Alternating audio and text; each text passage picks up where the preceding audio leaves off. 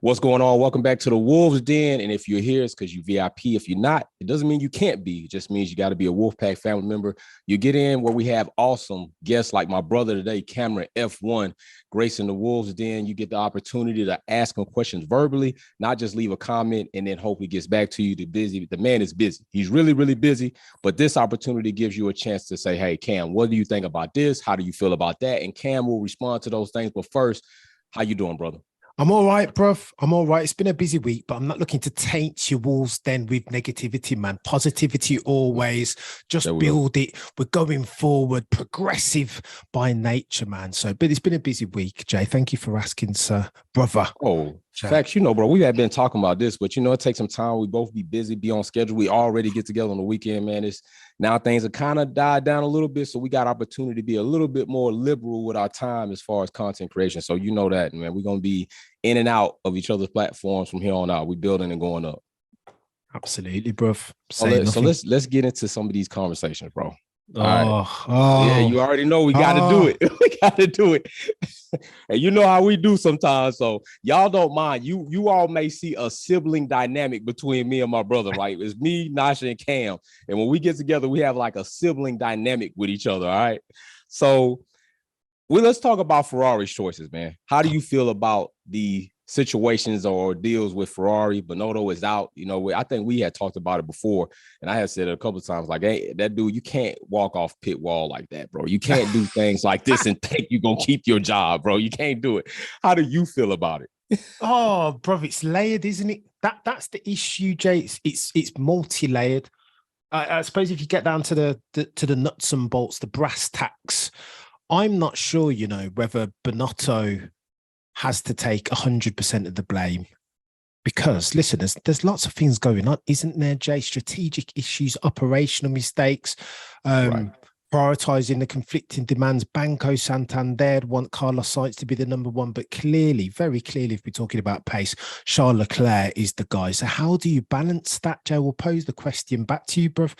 If you're going to pick up one thing to solve first and foremost, what's the first thing that you solve there? Because you're trying to juggle a gazillion balls, Jay. Right. Woe betide the next person that tries to be Ferrari team principal, sir, because I don't know where I would start. And we've both managed people before, Jay, but that just feels like it's a bit of a poison chalice, mate. Best manager in the world couldn't deal with that, because I feel like there are too many holes in that pail of water for even Ross Brawn, mate. Ross Brawn takes that job, which he's not going to. Ross can't manage that. I don't think so. Ross can't. I don't think so. That. He's going. He can't even manage enforcing cost capital. Let's not do that. or implement it properly, Jay. At least, yeah, right. Yeah. But it's techie, bro. It's techie. I feel like Binotto is a patsy, as Lee Harvey Oswald would have said way back in the day. Bit of a patsy, man. It's deeper seated than just Mattia. Bless him. I agree. But ultimately, they had to move, didn't they? They had to be seen to be doing something, even if that wasn't the root cause of the problem. But in summary, Jay, root and branch change is what's necessary. What needs to happen to bring Scuderia Ferrari to the back of to the back? Yeah, Freudian slip. Right, that's where they went. They went to the back. But the joke is, Jay, to the front. But the joke is, Jay, I was listening to a podcast earlier in the day, and they were saying that power unit wise, if you were going to back a horse, no pun intended again, Jay, then you would back the Ferrari power unit. Here's what the deed said. Techie AJ, here's what the deed said. He goes, just because you can't make substantive improvements to your power unit between now and 2026, all you can do is fix reliability. So he's saying Ferrari have done a clever move in making a very fast, powerful power unit that's littered with reliability issues. Right. So they've maxed out their potential, their uppermost ceiling, but they've got themselves 4 years to fix reliability. I don't know, Jay. Hey, I've heard that before several times, that Ferrari has basically opened a scalded dog out, and then because they have the time to just make the powerful motor more reliable as they go forward. I'm not too sure about that. And I also don't know how your clients look at that. Like Haas, I agree. Alfa Romeo, how do they look at that? Because the Ferrari power unit also crippled some of their races as well. So that's not a situation I think is good. Like if Ferrari was acting solely on their own and they only had themselves to be concerned with, maybe. But I mean, you would have to have the buy-in from your clients as well to be like, hey, if there's something that we're going to be doing, we're also willing to sacrifice our seasons and our positions in the driver and World Constructor Championships for the fact that you all are going to get this power unit together within these 4 years. And I just think that's a lot of trust for competitive teams, although I'm buying a power unit for me. You know what, Jay? I will see that and I will raise you corporate sponsorship, title sponsors. Yeah. What they don't want to see is their sponsorship labels on the side of a red car burning up in flames. That, Jay, is not a good look. And they need to turn, whatever they did, they need to turn it around quick. I don't think they've got 4 years to sort out the reliability issues. And nobody wants a bloody season like we saw last. Come on, Ferrari. You should have been the guys, mate. You should have been the guys and girls taking it to Max Verstappen in that rocket ship of an RB18. You were the ones, right? We saw at Bahrain, mate. We saw at Bahrain that they had the package capable, the requisite speed to nail Red Bull and Verstappen. They were the quickest qualifiers on average over the course of the 22 races. So what are we doing? A non-entity of a championship. What we didn't see was competition, and I blame Scuderia Ferrari for that, Jay. I'm not hating. I do too. I'm not bitter. I do too. I'm not bitter though. Not a little bit. Not just a little bit. No, not a little bit. I do. I blame them as an organization as a whole. Like I said, drivers definitely made some errors, but like I told people going through the course of the season, I feel like the team as a whole failed the drivers more than the drivers failed the team. I think Jay. We saw. I do, man. I know we saw Charles make some bonehead decisions, but how many other times did we see Charles out there like Free Willy and no Captain Ahab living the best life and for a power unit to fail? We got Carlos trying to hop out of there like he working for NASA and a booster rocket just caught on fire. I mean, come on, man. I know Carlos cut enough grass thinking that the Ferrari was a Toro or a damn Troy-built lawnmower sometimes, but I'm just saying, man, like the tire strategies, the pit lane, the power units, it's just, it was just too much. I think overall, I don't think Mattia is the only thing that needs to be changed. I think the culture of Ferrari needs a slap in the face to realize, although you are Formula One's love child and you get this longest standing bonus all the damn time, which is crazy, you got to live up to those standards. And you're not looking like that right now. Bro, you touch on something that's really important. And again, this is coming from the guys and girls on the paddock, on the grid. Ferrari currently have a culture of blame, right? And it's suffocating. What you want to do, I don't know if you heard Otmar talking about this. He talked about having a no blame culture and balancing that with accountability. No blame doesn't mean no accountability, said Otmar. Right. At Ferrari, though, it's pure blame. Hence why you've got these guys and girls scared to think out of the box and make a decision that's non-conventional, right? They're scared, Jay, scared, literally. Hence why you see Charles in the car. Oh, do you think meek and mild? Should we do this, guys? Do you think this is a right? Why am I on intermediates at Brazil? Like, these guys are scared. The only one that strikes me as keen to swim up tide, Carlos Sainz Jr., ironically, because he doesn't have the pace, but what he lacks in pace, he has in assertiveness, right, Jay? Right. He's the one that's going to tell them, you know what, Monaco, yeah, I'm pitting once, and I'm going to put on the red labeled soft tires. I'm not doing this into strategy. Right. Where Charles kind of needs to grow a pair a little bit, man. But he does. I said that in my last video when they talked. He's got to. That's one thing that I give Carlos over Charles, man. He's the more analytical, observant driver. That he's going to implement that. And like I said, I think people shit on Carlos a little bit too much. Like I said, he's 9 to 11. He's like only a couple of podiums off from Charles in that season, but I understand Charles definitely, if I got to, he edges him out on pace, like you said. But I think, like I said, in elite sports, an organization, if they believe in their players, that they have the talent and the ability, if somebody can put these ingredients together, they're not going to get rid of the players. They're going to get rid of the coach, at worst, the general manager. And in this case, Binotto. Had to go. So let's move on to something else, brother, man. Let's move on to domestic disputes. God. Yeah. Let's move on. Had a few. You know it was coming. Go on, talk Max to me. and Perez. Oh my! Do you think Perez gosh. stays with Red Bull, extends with Red Bull beyond 2024? Bloody Nora, Jay. I think so. I think they've checkmated in bringing Danny Rick in there. Just listen, behave yourself, Checo, because for the avoidance of doubt, we now have Danny Rick in this third driver ambassador role. So if you step out of line, mate, you're gone. Because we can switch you out for Danny Rick quicker than ever. I know they've got all these junior drivers, but we're never going to switch out a junior driver for Checo, right? No.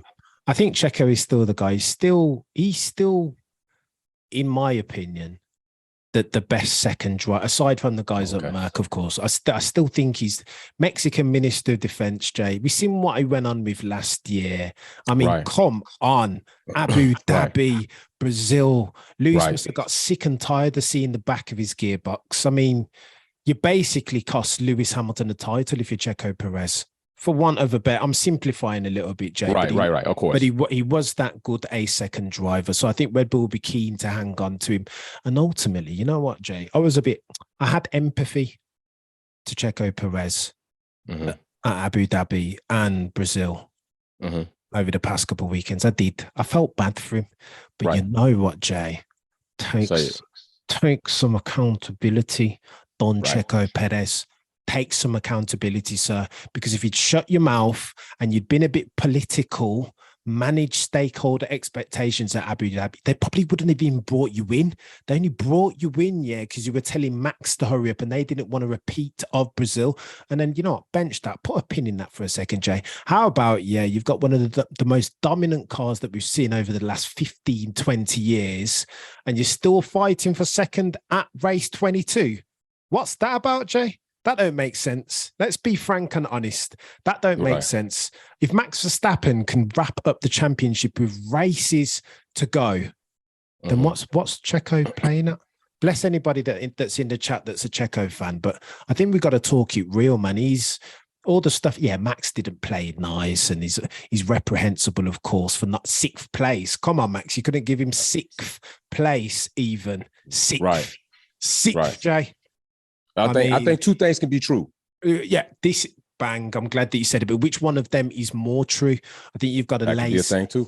I think you've got to attribute the lion's share of the blame, Jay, to Checo Perez, mate, as far as not becoming vice champion and getting second place in the World Drivers' Championship this year. Just wasn't fast enough, often enough. I mean, you can win at Singapore and you can win at Monaco, all these street circuits, of course, because it's rear limited and that's your specialty, but you got to win more of the time. Checo needs to take some accountability of that, Jay. I'll be honest with you, mate.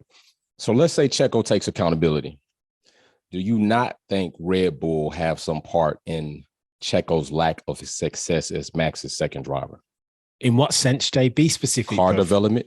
Well, just maybe. Yeah, no, I hear that argument. I do hear it. A little bit. I mean, I think it's fair to say that. The other thing is, let me pose a question back to you, Jay. You're Red Bull, and you know for a fact, because of testing, CFD, etc., that the quickest car is a car that suits Max Verstappen as far as its handling, dynamic, twitchy front end, all that good stuff. Right.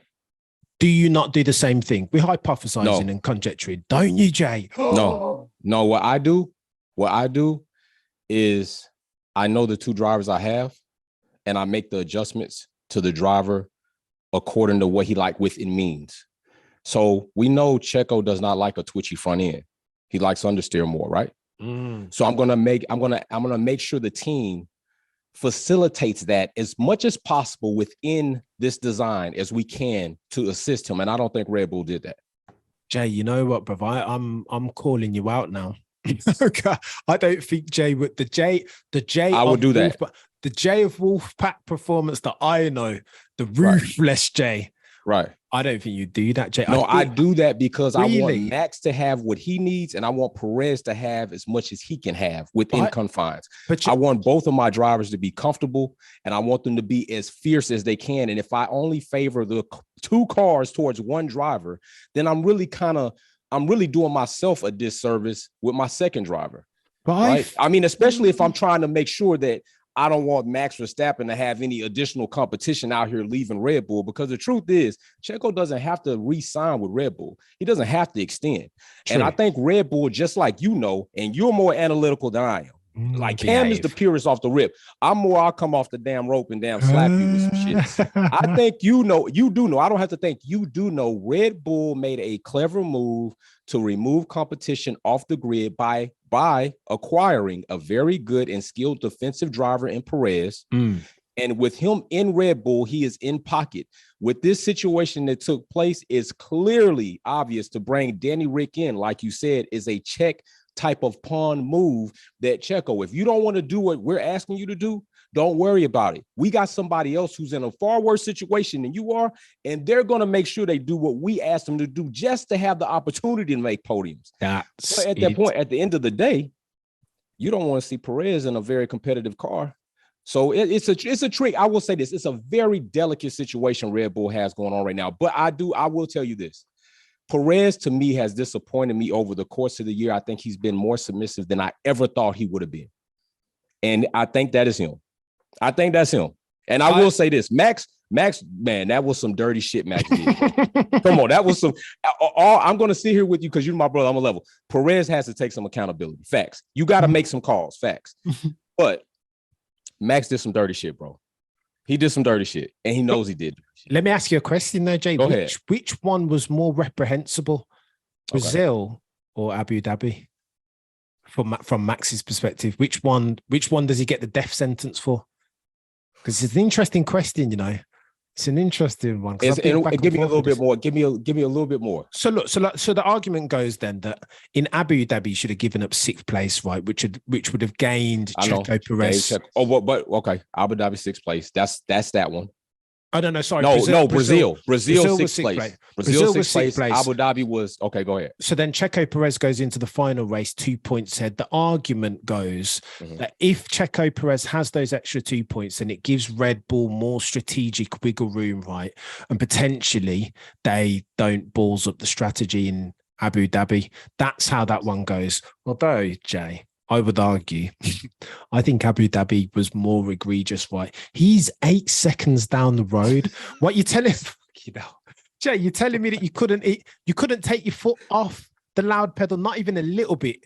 Not even a little bit. I don't want him to get within DRS. Well, right. 1.1 seconds is the delta that you manage, right? Sure, I just don't. Yeah, I'm gonna tell you this, bro. I will agree with you. This, I think. Brazil was the building because we also can't forget the sprint. Perez asked for that in the sprint as well. There was an opportunity for him to get those points in the sprint before going into the GP. And then the GP just put a cherry on top of that whole fuckery. But then we come into Abu Dhabi and now Max set himself up for this final, which you say is more egregious. And I'm going to agree with you because of this. Max set himself up for this shit.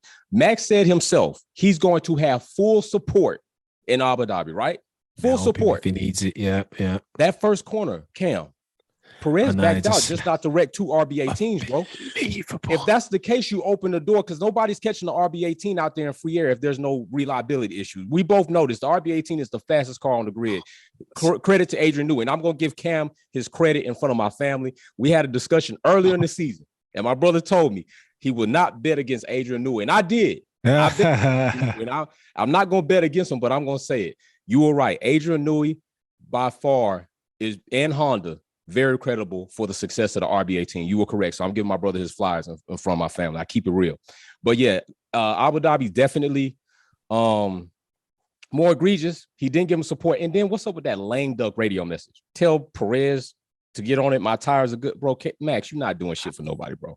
You're not doing shit for nobody. The dog and pony show was not working, bro. It was pitiful. It was pitiful for him to even put that on the radio waves. He would have been better just staying in his form and just stay quiet and did what he did, man. Because like you said, he could have took that foot off the pedal. But listen, I know me and Cam, I can forget about that because when me and Cam, my brother, get together, we could just talk. So listen, let me open up the floor for questions. Y'all remember, 1 question each. You can't have a rebut, but we want everybody else to have an opportunity. First hands up. I'm going to lower your hand. You're going to unmute yourself, and then we're going to go. I'm going to change the screen because we all record, so everybody that speaks, your name will be on the front of the screen. So who wants the first question for Cameron, F1? Oh shit! Look, Cam, they like, nah, we might want to just watch y'all talk. I don't even know if I got a question. We might want to just watch. Oh, there we go. Patrick, you got it first, bro. You was quick on it. Y'all got to be fast in that. I'm gonna lower your hand, bro, and mute yourself. Go ahead, Patrick. Or should I say, evening. How you doing? Can you hear me? Evening, Patrick. Yeah, loud and clear, sir. How you doing, Cam? Good seeing you. I'm all right, bro. I'm all right, man. I'm surviving, sobrevivo, as they say in Spain. Trebon. Right. My question on this matter of what are we hearing about Benito leaving? Do you really actually feel the guy was doing a good work with the team, capable of making them get to the championships as he started out from the last year, and I think the last year before? And do you actually feel that he was capable to stick being the team principal for Ferrari and they shouldn't let him go? What's your answer to that? Holy smokes, Patrick. Get into the big stuff straight away. That's what Patrick do. Listen, I'll read you out. You know, as I was doing a bit of due diligence on this before I go live after this, I found out that if you compare Arrivabene, so Arrivabene was at Ferrari team principal between 2015 and 2018, Binotto 2019 to 2022. So Binotto has 23 poles to his name. That's a pole percentage of 28%. Arrivabene has 14% pole percentage. But when you look at everything else, Arrivabene just trumps him. Arrivabene has 14 wins to Binotto's 7, 17.2 win percentage versus 8% of Binotto. Podium 71, plays 47.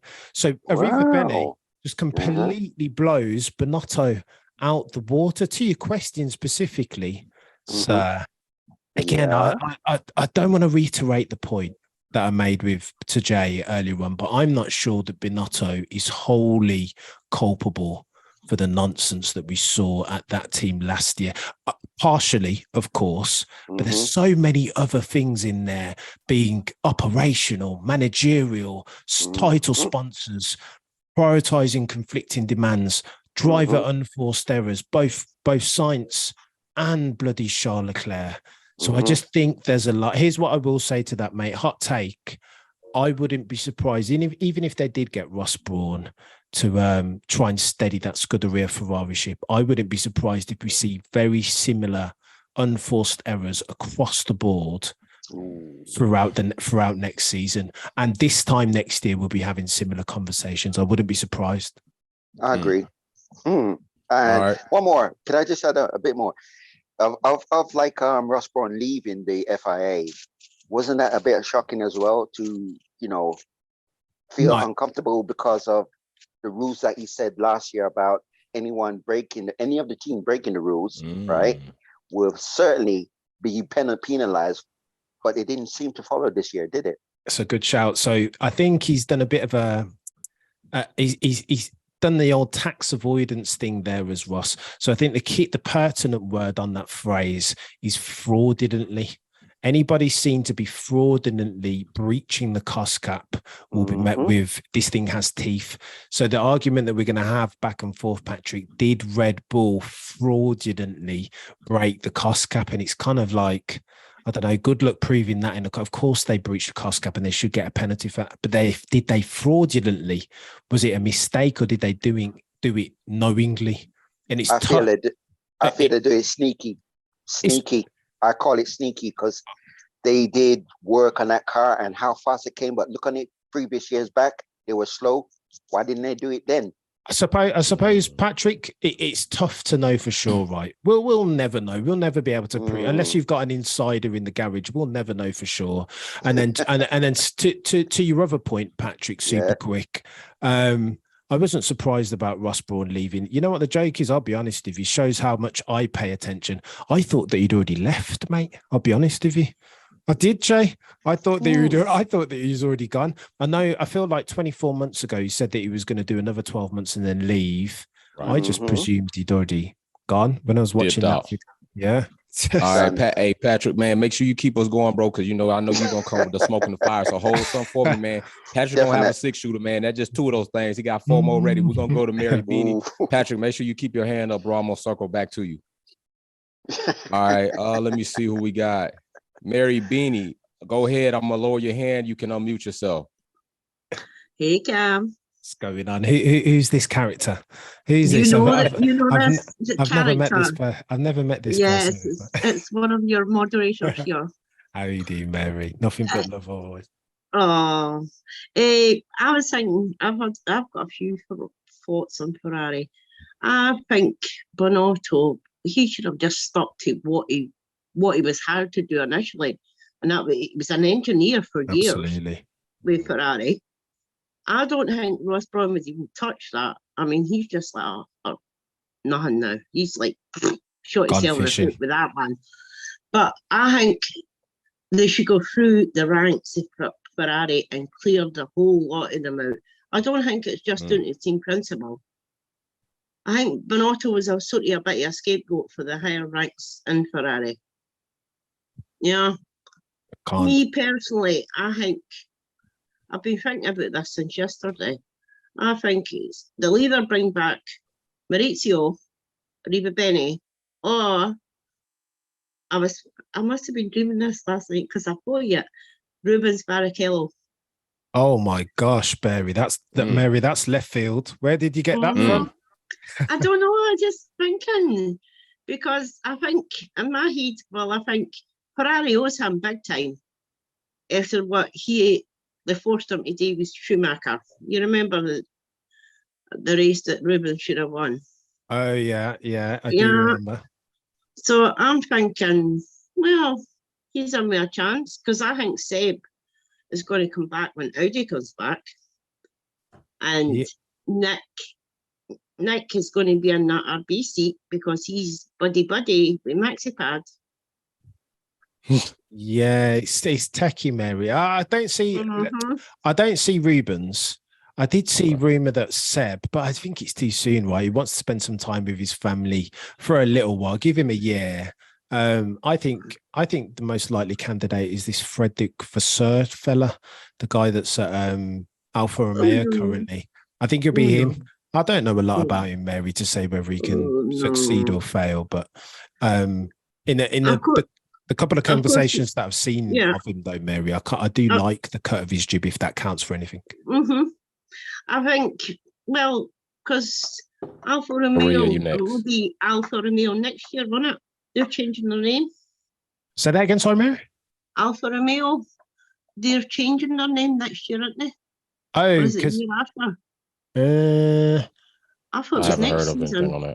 I thought, no, so I'm not even going to say. I don't want to misinform. I feel like Audi might have lined them up, but at some point in the I don't know. Discount that. Ignore me. I'm talking rubbish. I don't know. I haven't heard anything on that. I'm gonna look into it before I say anything on it. Hey, Mary, we're gonna give Maria a second, and then we're gonna come back around. Sorry. No good. No problem, dude. You know you got it. Maria Duncan, I'm gonna lower your hand. Unmute yourself. You got the mic. Okay, can you hear me okay, Jay? Sure can. Okay, great, because I have a headpiece on. If it starts sounding funky, let me know, okay? Got you. You sound great. All right, thanks. Cameron, it's so good to see you in the Wolves Den. How are you? Maria, I am good, thank you. How are you? I'm great.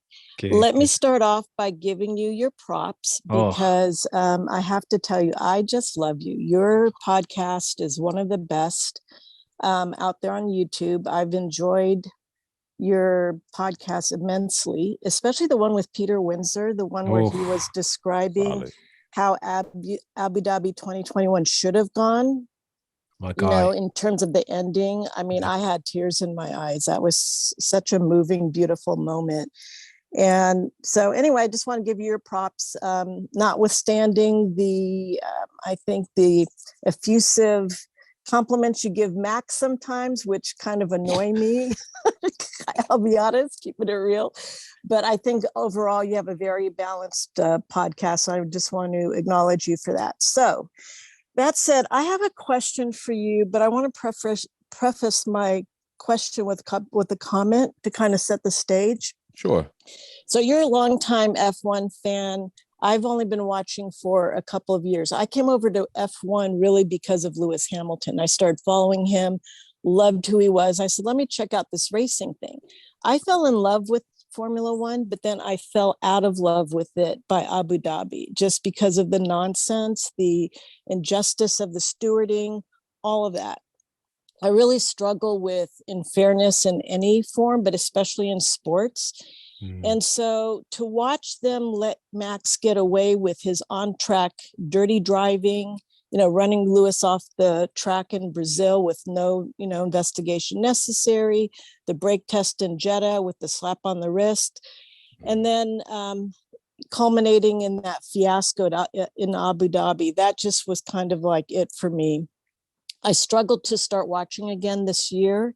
I couldn't even watch the last race. I don't know if I can watch going forward, especially after the cost cap breach and the slap on the hand Red Bull got for that. It just seems to me that the FIA, they're just not, to call them a governing body is almost a joke at this point.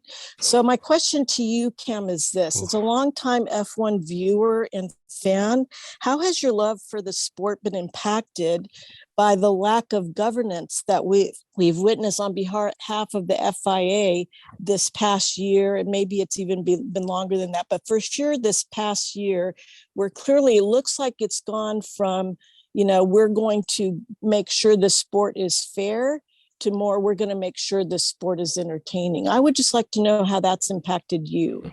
Oh, that's a good one. That's a good one. A good one. Understatement of the year. Superb question. Jeez, where do I start with that? And listen, first and foremost, Jay's like, how about it, Cameron? Good luck with that one. But first and foremost, Maria, listen, I appreciate all the kind sentiments. You're an absolute legend and humbled, truly. Just trying to do my best out here, talking F1 with like-minded people, and that's what we're looking to do on the channel, with my brother from the Wolves, then Jay of Wolfpack Performance. To your question, Maria, I feel like it's weird. You hit on something that's really interesting, right? Because we all view F1 and sports more broadly through very vastly different lenses, right? Depending on lots of different things, nature versus nurture, the route that we took into the sport. So if I speak to that for a second, my very first season properly watching, and again, I'm going to reveal my age, 1994, and that was the year that Senna passed, and that was the year when I was backing Damon Hill all the way. And in essence, for want of a better turn of phrase, he was robbed because Michael Schumacher wasn't punished for a very dodgy move, not dissimilar to the sort of stuff, the shenanigans that we've seen Max doing over the past couple of seasons, 2, 3, 4. So when Damon Hill wasn't awarded unjustly, that was like my very first introduction. That incident took my innocence, virginity as far as F1's concerned. So I've kept since. That's all that I've ever known then, Maria, to your point. And I mean, if you want to take it further back, you want to go back to 89 and 90, the Ballastra, I don't even know how to say his name, the Ballastra stories and Senna, and then you've got 97 at Jerez and Jacques Villeneuve and Michael Schumacher. It's always been super corrupt. That doesn't mean to say that I'm not surprised by it and not disappointed by it, especially when it's as egregious as what we saw in 2021 at Abu Dhabi. But it's, we shouldn't be surprised. And Maria, sadly, you know what? That won't be the last time, because we've seen microcosms, examples this year when the FIA, the race director, they've got it wrong massively. Okay, so it hasn't been as consequential as Abu Dhabi 2021, but that's not to say at some point in the very near future it won't be. I mean, if you look at, these guys are still having bloody accidents because of weaving on the straight. Peter Windsor, to your point, Maria, thinks that those accidents on the straights, the weaving is potentially the most life-threatening thing that you can do on a racetrack. Yeah, I mean, flipping Gilles Villeneuve, that's how he died from a similar incident. So they need to be more proactive, to your point, Maria. But yeah, and still, each and every time it disappoints me. I just wish they'd just RIP Charlie Whiting. In conclusion, that's all I can say to that, Maria. They need to get some proper, consistent, proactive, hardline racer types as the race directors, because otherwise we're going to be doomed to repeat the mistakes of the very recent past, unfortunately. I hope that answers your question, Maria. Sorry, I rambled. No, that was great. I just want to know though, so for you going forward, you're still fully on board with F1 and you just take it as par for the course, it sounds like, right? It's like we have to expect that these things are going to happen. And if we love the sport, we just got to hang in there. That's what it sort of sounds like. Sadly, Maria, and it's hypocritical of me because I want to, we should be marching, right? We should be doing more. We should be like Jay set up. Yes, let's get our signs and go to the FIA. We should be Champs-Elysees. You know what, though, Marie? You make a really good point, right? Platforms like Wolfpack Performance are in a position now where we can start making a difference. Jay did a good thing and put together the petition. But soon, as our platforms and our voices continue, you've seen it go out like wildfire on Twitter. They would have done ish post Abu Dhabi, but for the likes of Mary and Quickstop and Jay on Twitter, kicking up a storm, right? So over the next few years, hopefully these platforms will continue to grow, and accordingly, our voices will be heard more loudly. So we can start affecting being the change that you want to see, Maria. Hopefully. Our platforms. Amen to that. Thank you, Cam. Our platform. Thanks, Maria. Thank you, Maria. That was very good. And I'm gonna say something else. Cam is not trying, he's doing. All right. These platforms take a lot of time, and people have to understand that certain faces like ours within the space is already something that comes very odd. So, for Cam to take the approach that he takes, a lot of times he's going to get criticism in a whole different light than I will get criticism. So Cam walks a very fine line because he's going to definitely be more analytical, and he's going to be more cautious about the things he'll say. And that's what really benefits Cam. He's going to really, really, really think about it before he talks. Me, on the other hand, I'm like a straight shoot. I'm going to come out the pocket and be like, bow. It is what it is. And I love the fact that my brother has his platform. I have my platform, and that's what gives the diversity. But he's not trying, he's doing. And I heard him say trying earlier, and I just want to correct him that you're not trying, you're doing, bro. Bruv, and let me send you back some flowers as well, Jay, because I think after a while, the longer your tenure is in this content creation game, especially around F1, Jay, the veil will slip, right? There is no acting around here. The longer and deeper that you get in the game, the more that you are going to have to shoot for the hit. Of course, you want to be considered and well thought out and present your arguments in a way that's coherent. And ultimately, for the most part, we all do that, Jay, to a certain extent, right? But it is truth saying, and that is a subjective truth, but it is nevertheless, you're going to disagree with me sometimes. Like you said, Maria, like I'm going to wax lyrical about Max Verstappen sometimes too much, and Maria's going to want to slap me in my face for doing it. But I'm ultimately catchphrasing, right? I'm saying what I see and as I ingest it. So forgive me for that. Sorry, Jay. We're going to go to the next one. Patrick, you got the mic. I'm going to lower your hand, unmute yourself. Matter of fact, Patrick, before you speak, Wildcat, Reezy, Galacticus, Eric, Dario, it's good to see y'all in here. Don't forget, you got questions, man. Cam is here. He's going to answer all questions. Go ahead, put your hand up. Don't be afraid. Time will run out. When time runs out, I'm going to pick that last person who's going to close us out the back door. So you better get those hands up. Go ahead, Patrick. You got it, bro. Yep. Cam, I want to ask you a good question. You said about in the 80s of the Formula Ones. You remember that? No, I don't remember it personally, but I've been back since. I can talk to it. Go on, Patrick. Ask me the question, and I'll do my best. Okay. Well, I'm gonna state to you that I'm in the category from the 80s, but not the 80s born. I was seeing that from the 70s, along with Senna, as you said, Dickie Lauder, and all the rest, and even James Hunt. But do you actually feel that from those past centuries, that this Formula One now is not quite matching the previous years to make a great entertainment and making us all capture the fun times to see it back into this year going on stronger and stronger forever? Because as myself, like I said, Mary as well, and many others, including yourself, I love the podcast, but I'm going to check up on your podcast, so I'll slip that in. And I feel that, don't you actually think that we should have that fun, atmospheric race Connecticut back again to this season going? I tell you, Jay said I'm dangerous because at the end of it, I'm a guy who's been into the Formula One and I've loved the Formula One ever since watching James Hunt and all those guys. Oh, Seeing it up to this previous year now, I feel, and Maria said it too, the last 2 races, I can't even watch that. I got it recorded, and I don't even feel I want to check all the views to see what being said, even heard about, even yourself, even with Jay. I don't even think I can catch it up because it does not hold what the previous year hold. It's like you're holding a drink. You love the taste, you love the flavor, the look, but the color is not right. Let's go. Pareto principle. 80% of it is there, 20% is absent. Patrick, I will say this to you very quickly in summary.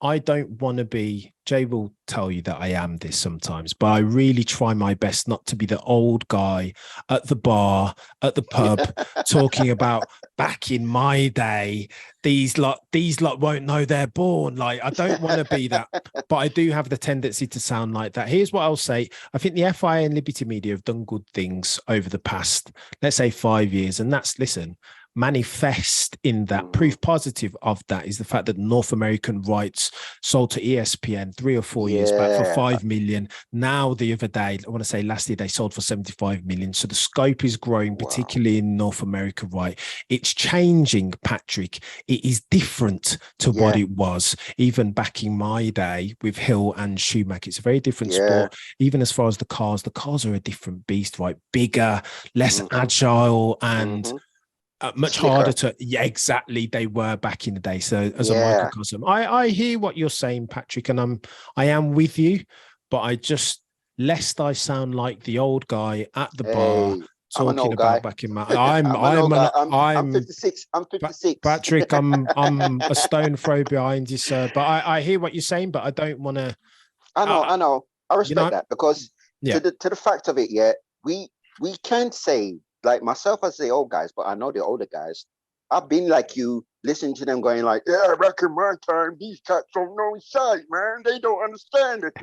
We need to get them all educated, right? But the thing is, you said it rightly there, and it's changing. That's the word, changing, right? It's not coming, it's not calculating, and it's not even predicted censurating. If you see my point, when I say that word censurating, that means it's not coming forward to make everybody see it clearly. What it is mystifying every time. And at the same time you try to see clearly through it, it's covering up again. And then when it comes to the truth, oh my God, you're going to think, what the hell has happened? Why didn't I come clean? Patrick, I'd love to argue with you, but I can't. No. It's not an argument. It's not. I know where you're coming. But it's like that. It's definitely what you said. And I totally agree. The changing. We need to make sure these stick correctly and operate correctly so that we all on the same path, same wave, and in like the track itself, moving on it. Don't disagree with that. Roger that. Patrick, appreciate you on that. Mary, we're gonna come to you, but before we go to Mary, Patrick, Patrick's probably gonna be the one to close us out. There, we're gonna go to Hillian, and then we're gonna go to Mary, and then I'm probably gonna give time in there for one other person, depending on how the flow goes. But I'll be looking for somebody to close us out. And Patrick, if that's you, then if you could just put your hand back up, bro, so I can go to you on the closeout. Okay. All right. Hillian, bro, you got the mic. I'm gonna lower your hand, unmute yourself. Hillian, before you go, I want to say this. Big shout out to the Wildcat family.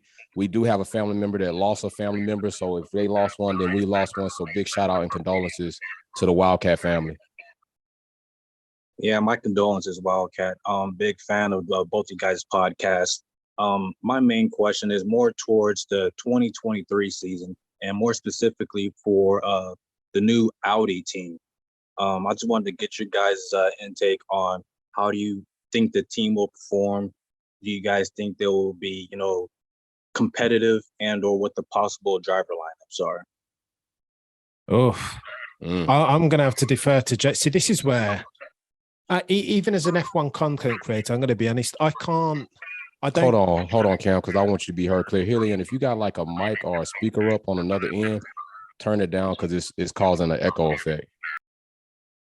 Yeah, there we go. All right, there you go, Cam. Go ahead. So I'll be open and honest to that. It's a good question, Derwin.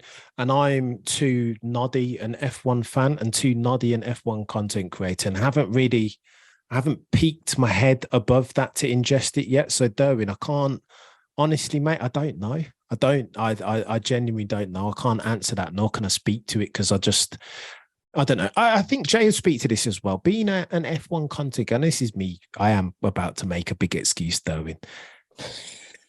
We're reporting, right? We're reporting, so we have a responsibility to cover the breadth and depth of the sport, everything that's going on as at today, right? So whether that's Binotto or the nuance or who are Ferrari going to hire next or Ross Brawn retiring and going after shit, like we've got to cover all of it. Max Verstappen getting gifted a Honda NSX Type S at the like we've got to cover the whole of it. So I think you guys will look at us and be like, well, you should know everything. And so I think we're 80% of there, again, to cite Pareto principle. But let me not say for Jay, because he's more knowledgeable than I, but I definitely have blind spots. And Derwin, apparently you've hit on one of them, mate. Okay. Hey, I respect that. Hey, my bro, we're going to keep it real with y'all. We're going to go to Mary, you got the mic. I'm gonna lower your hand, and it looks like Maria might backdoor us on this. So go ahead, Mary. You got the mic. I'm gonna lower your hand. Yeah, I'm going to give props to Maria because Cam knows that's the one thing that used to make me mad. He's go on and on about math. I was like, come on, Cammy. Really? True. But I love you. Right, back at you, Mary. Nothing but love. But I think Red Bull's going to be over the cost cap like next season as well, because to be fair, they really only go away with it because of the poison to war, because he was involved in it with Ben Suleiman. He was involved in that, the discussions. They even got less than a slap on the wrist compared to what they won. That's not even. Say that again, Mary. What was I missed the bit where you said the only reason they got away with it was because of the poison to war, Mr. Eccleston. Yes. Because he's friends with Horner and he's also friends with Ben Suleiman. That's how they got away with it. But I think they'll be over again next season. Because I'm at the stage now, it's Mercedes need to bring it for me. Because after AD 2021, I was devastated. I mean, I was mad. I smashed my phone up at everything. I'm mad, like really mad. It's taken a lot for me to even watch a race, but I never watched any AD this year. Never watched any of it because I couldn't bring myself to watch it. Not even free practice, nothing. I couldn't. Seen that track again. It's like too soon. It's coming up to the year's anniversary shortly. But I think if Mercedes didn't bring it, I'm ready to go down to Brackley and camp out. Let's go. And see what the hell are you playing at? Let's go. Know, yeah. I want Lewis to get at least 10. I think he's going to be here for another 5 seasons, tops. I think so. But I'm more interested in what's going to happen between Mr. Salty and Papa Stroll next year. That is going to be juicy and spicy. Oh. What is your take, Cam? Bloody appreciate Laura, that, Mary. How many mute your mic so we can go to the next one, though. Mary, you've killed He's it. going to answer your question, though. We're not going to skip over Mary's question. Go ahead. Go on. There's about 10 different levers that I need to pull out there to answer the full Mary scope of Mary questions. Go on, let's do it in reverse order. So Alonso versus Stroll. Listen, I know you're not a big fan of Alonso, Mary. I know he's not a great guy, right? You're never going to hold up Fernando Alonso as the beacon of what it is to be a human being, a humanitarian, altruism. He's just not that guy, right? He's out for himself, as most of them are on the grid, ironically, as we're learning. Cam, well, I think Mr. Shortley is undefeatable. Go on, sorry. Bleep, bleep, bleep, bleep, bleep. Well, I think him. After what he done in Hungary 2007, no danger. But Mary, Mary, you're taking me there. Give Cam a chance, Mary. Give Cam a chance to answer your question. So go on then. Mary's hit on Hungary. Mary, Mary, Hungary was a response, Mary. You know that, right? Yeah. That was vengeance from Alonso because Yeah, he was meant to get but- the hot lap first, and Lewis didn't give him because he was a young hothead in 2007 Yeah, and but what decided is that it was his turn. yeah, but the way Ron Dennis grabbed his trainer and shoved him right off the pit wall, that was class. That was good. That was good. That That was- was good It drama. was pretty fucking But go good. on then, Mary. Let me run through quickly. I think Alonso will have. The joke is that I think we should put some respect on Lance Stroll's name because at one time he was like Latifi was here and Lance Stroll was here, right? Like they were. But I think Lance has put in some performance as a case. He was dangerous. He was weaving on the straight from time to time, and he had that crash with Latifi early on in Australia. But I think Lance Stroll has shown improvement. But yet and still not enough improvement to beat Fernando Alonso because I think that dude is, if we're talking, if the hierarchy goes Lewis, Max, I think Alonso is just is right there with those two in equal machinery. Probably just a millimeter behind. Mary, I can't even remember your other points, man. There was too many. Oh, so how did Red Bull? I'll finish on this because I know there's other people with their hand up. How did Red Bull get away with the cost cap? I think there's a couple of things in there. I think that they were helped by the fact that it was a new regulation, and that I don't even think, again, to Maria's point, did the governing body even know what they were doing? Did they? I know it was a 500-page document, but did they know? Like, I mean, I feel like nobody knew how to enforce that. I don't even think they knew what they were enforcing first time round. And not to mention Ukraine and Russia and inflation's going crazy and COVID and all this stuff is going on. So I'm not sure that even next year, Mary, going down to 135 million, I'm not sure that's even realistic, if I'm honest, in a world where inflation's 10% plus in the UK. So then you want to keep it just based on that alone, right? You need to keep it flat or add 10%, not reduce by another 10 million. So I don't know how these guys are going to cope with that and provide the same level of service, being honest, Mary, but that's my thoughts. Yeah. But everyone, I just meant to say you can, everyone in the live chat on Sunday voted for that background. So you need to keep it. Everyone. It's better, isn't it? It's not a bad background. Again, I'm trying to keep up with my brother Jay from Wolfpack Performance. Look at that. He's got tracks and all sorts. Coda in the background there, man. And I need to get to that level at some point You need a wee picture at the back, Cam. Something, Mary. A wee picture at the back. Look at my things all plain and it's not as good as it. You could probably put your husband at the back there, Cam. Probably put Peter at the back. I'm very sorry, Jay. Hold on. Oh, appreciate it, Mary. New old school. What did you said something in the chat? Why don't you go ahead and say it? I think you got a good point. Why don't you go ahead and let the family know what you said? He said something about. Damn, let me find it. See what you think about this, Cam. Cool.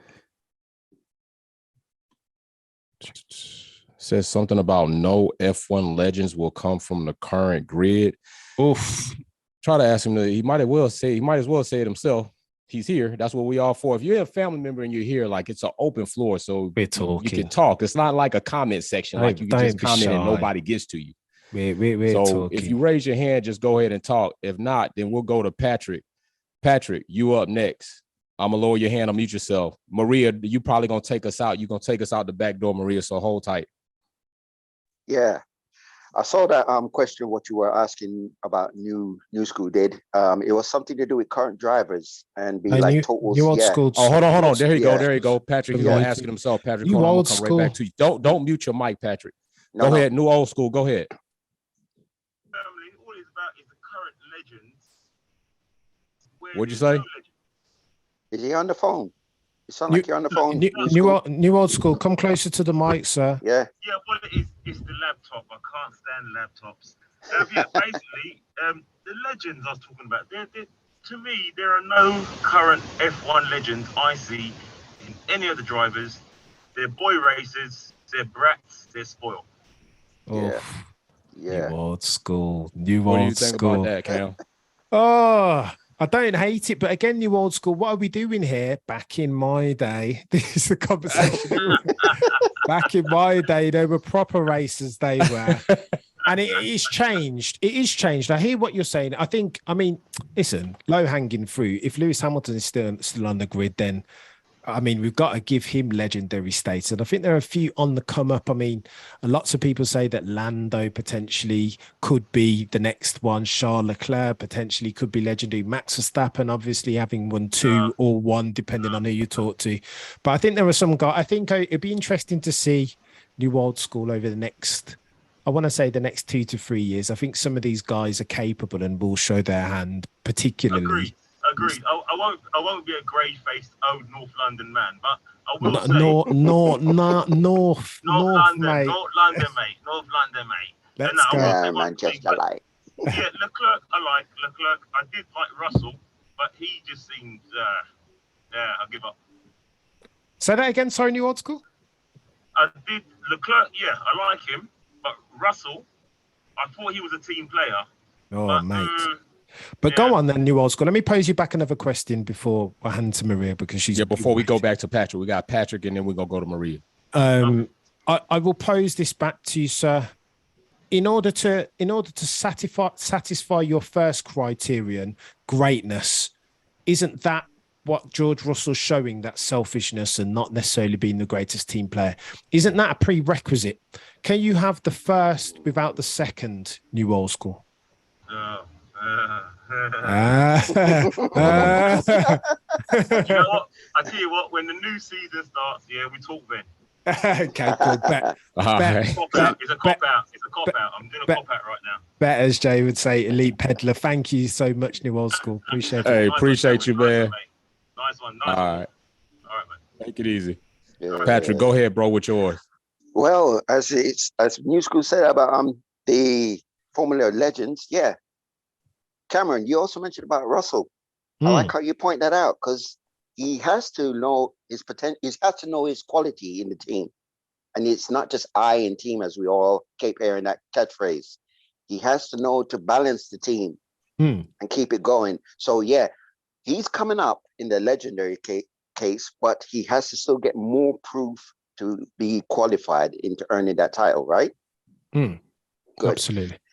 Lando, I see Lando is definitely doing it as well, but he's not getting that recognition, because sometimes with the car, it let him down, just like Daniel Rick, when he actually tried to push the car and he kept saying, I'm not getting the power, I'm not getting anything, I'm not getting. And every time they kept saying to him, Danny, keep going, keep trying, keep doing it, keep that.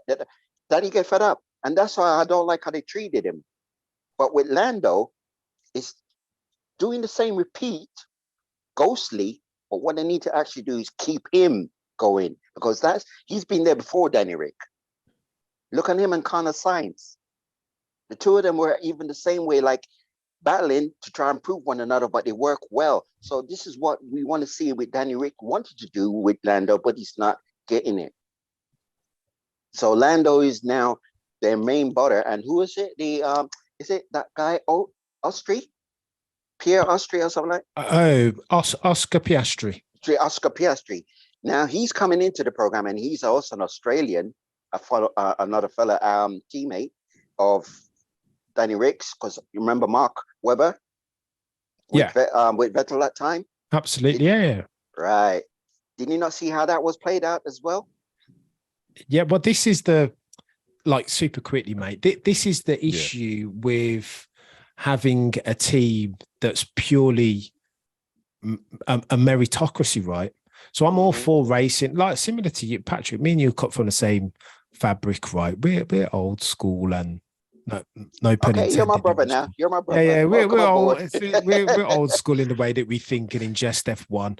But I will say that the oldest story in F1 history is teams giving away championships by wanting to be too fair and too much of a meritocracy, right? You need the route from A to B as far as now and getting to a world drivers championship. The path of the line of least resistance is always having a number one and a number two. And if you have Sir Lewis Hamilton, to quote my guy Peter Windsor, then I'm not sure you need a guy. Again, if we're doing the line of least resistance thing from A to B, I'm not sure that you need a guy as aggressive and ruthless and self-serving as George Russell in that second seat next to Sam Hamilton. Yeah, you're right.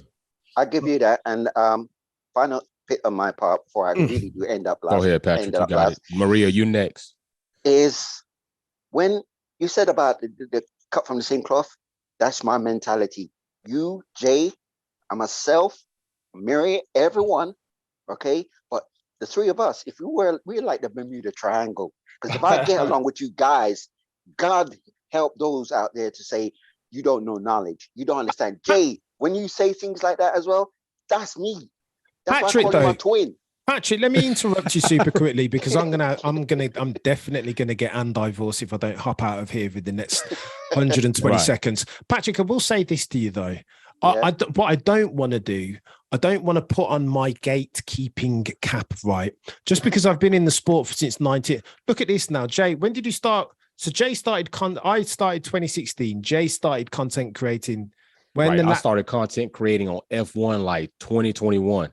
But Jay, I started watching Formula One for like years back, right? But look at this, like 2000. So look at it. So Jay's a 2000 baby in that sense, but Jay knows infinitely more than me. So who am I to come across and gatekeep the sport just because I've got a longer length of service in watching?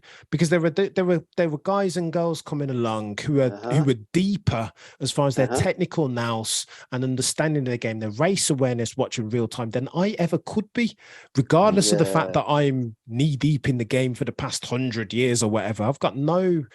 I have zero place in gatekeeping this sport. So I don't care if you came in via Drive to Survive, you've been watching a year, if you've been watching 100 years. I'm just, listen, everybody, each to their own, Patrick, and everybody watches the sport. I'll give you that. With a very different lens. Now, I'll give you that before you disappear, and I'm going to stop there quickly. But yeah, 2016, you said. That's where I remember you. 2016. And I think I did subscribe to you, but never keep up with you. Yeah. And I remember you do commentate on things like what Jay has done, but you have been doing it. That's how come I can, you know what? You are right. Same crop. Twin. Right. My third twin. There you go. Appreciate it, Patrick. Nice. Hey, big fact. Hey, Cam, that what you said right there, bro, that's monumental right there for real. If not, and also we're gonna have somebody on here also that believes in that. And she's gonna come on here and bless it. I'm in the talks with her right now, so we're gonna see about that. But Cam makes a very good point. I know a lot of people get the criticism of like, okay, they just watched Formula One this year, last year, the year before. We have a family member, we have a community of people that have been watching Formula One for decades. I'm talking about Mary, Nall. I'm talking about damn Dave. We got Patrick. We got Galaxy. Like people in here, and I'm not meaning to miss anybody. I'm just trying not to keep the list just going and going and going. Several of y'all, Blue Diva, like several of you all have been watching like Formula One for decades. So it's funny to me when I respond to comments in my videos of people that say the community only been watching Formula for 2021. I just sit back and wait sometimes for one of y'all to hit it. Because I know I got some great white sharks swimming in that water. I don't have to do nothing. I just got to sit back and give the okay. Okay. Hey, Maria Duncan, you going to bless us and close us out the back door, Maria. Go ahead, unmute yourself. I'm going to lower your hand. Okay, thank you. Cameron, I have one more flower to give you. And that is that my daughter is a singer-songwriter, and she came in and heard you, just heard your voice and asked who you were. And I told her you're an F1, content creator. And she said that you could make a fortune in voiceover work. Just keep that in mind because your voice is so amazing. So yeah, I have one last question taking us out. And that is just based on what we saw this in the past year or so by the FIA. And, silly things like their jewelry ban, which was clearly, targeting Lewis Hamilton. Do you feel that the FIA/Formula One is trying to push Lewis out of Formula One? Because you even hear the pundits talking about, opining as to whether or not Lewis's time in the sport has come and gone. If he has it, Bernie Ecclestone and others saying Lewis should retire. What are your thoughts? Do you think they're trying to push him out, or what's up with that? Maria, it's a theory. Maria comes with the fire, absolute fire each and every Maria. And listen, pass on my regards to to your young daughter. I appreciate it each and every single time. I thought that once upon a time, Maria, but I think proof positive was the way that of the FIA realizing that Lewis Hamilton is the cash cow, still the first mainstream crossover star that F1's had in God knows how long, probably since Michael Schumacher. And you can argue then that Michael didn't cross over in the same way that Lewis has.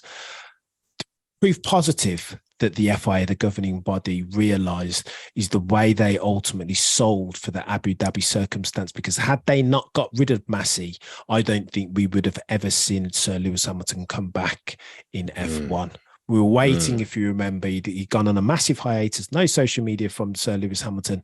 And I feel like somewhere behind the scenes, there was conversations had with key stakeholders, Toto Wolff, Sir Lewis Hamilton and Mohammed bin Sulayem.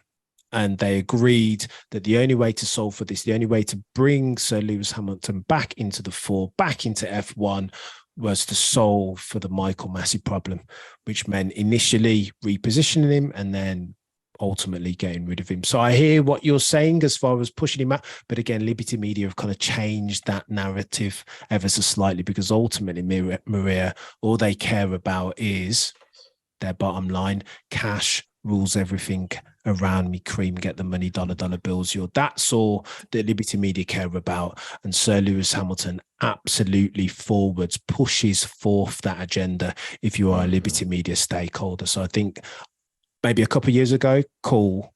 But I think Liberty Media, they're aware of which side their bread is buttered.